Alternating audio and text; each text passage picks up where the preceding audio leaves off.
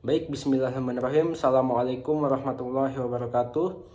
Perkenalkan, kami dari kelompok 2 yang beranggotakan 6 orang.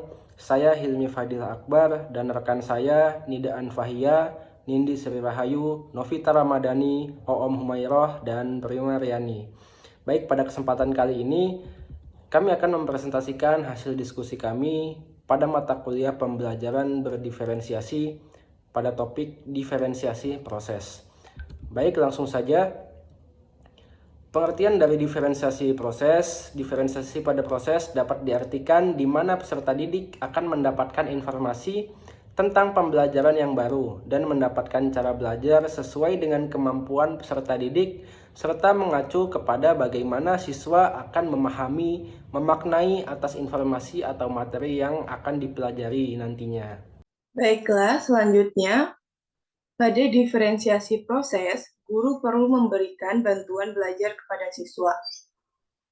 Lalu, guru harus melihat siswa mana yang perlu mendapatkan bantuan dalam belajar. Dapat dilakukan dengan pertanyaan pemandu. Di sini juga dapat melihat apakah siswa dapat belajar mandiri atau belum. Nah, adapun komponen yang membedakan antara aspek proses dengan aspek-aspek yang lain, yaitu yang pertama itu tentang bagaimana peserta didik dapat menguasai pengetahuan dan keterampilan. Lalu yang kedua ada tentang bagaimana peserta didik dapat menjadikan pengetahuan dan keterampilan tersebut menjadi miliknya. Selanjutnya adalah strategi diferensiasi proses.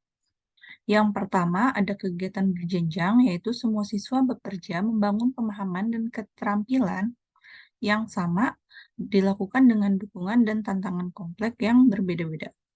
Kemudian yang kedua ada menyediakan pertanyaan pemandu atau tantangan akan mendorong siswa untuk mengeksplorasi berbagai materi yang sedang dipelajari dengan menarik minat siswa. Kemudian yang ketiga ada membuat agenda individu untuk siswa, yaitu guru membuat tugas untuk dikerjakan oleh siswa sebagai pekerjaan umum untuk seluruh kelas dan pekerjaan yang terkait dengan tugas individu. Kemudian yang keempat ada memvariasikan lama waktu untuk menyelesaikan tugas. Untuk memberikan dukungan tambahan, mendorong siswa memanfaatkan waktu, memberikan waktu untuk siswa agar dapat mempelajari topik secara mendalam. Yang kelima ada mengembangkan kegiatan bervariasi dengan mengakomodasi gaya belajar visual, auditori, dan kinestik. Dan yang keenam, yaitu menggunakan pengelompokan yang fleksibel sesuai dengan kesiapan, kemampuan, dan minat. Berikut ini contoh si proses. Seorang guru matematika kelas 3 sedang mengajarkan mengenai perkalian 2 digit. Guru melakukan pre-assessment dan mendapatkan pemetaan berdasarkan pemahaman perkalian. Yang pertama, kelompok peserta didik yang masih membutuhkan media untuk penjumlahan diberikan melalui penjumlahan berulang menggunakan tabel angka. Yang kedua, kelompok peserta didik yang mulai lancar penjumlahan berulang tanpa media menggunakan pola dari hitung lompat. Dan yang terakhir, kelompok peserta didik yang sudah lancar menyelesaikan perkalian menggunakan beberapa strategi mental math untuk mulai lancar perkalian.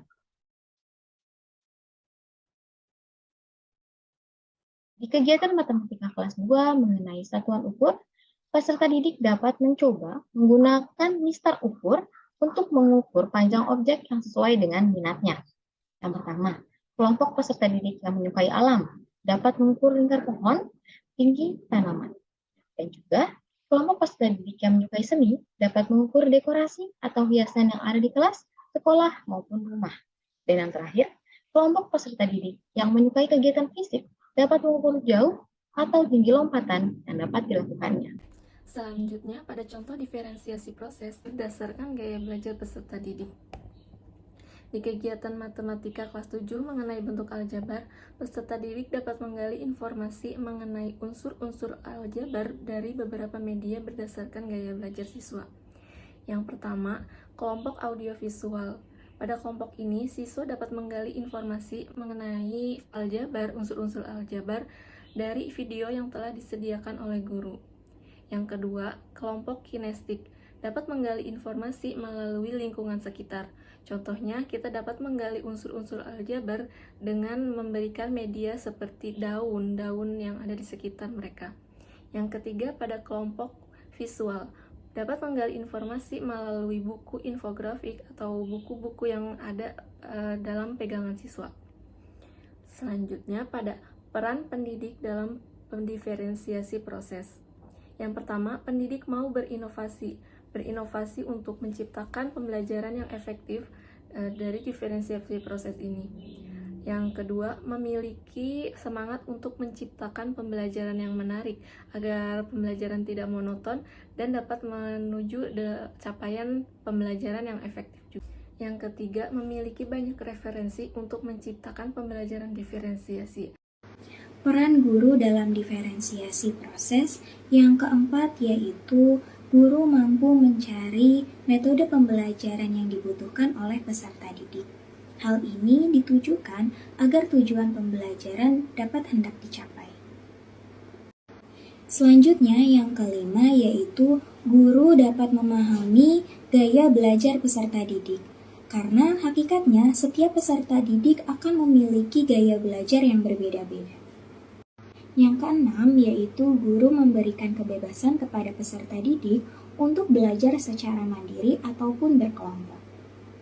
Sekian pemaparan dari kelompok kami, semoga apa yang telah dipaparkan dapat bermanfaat bagi kita semua. Terima kasih. Wassalamualaikum warahmatullahi wabarakatuh.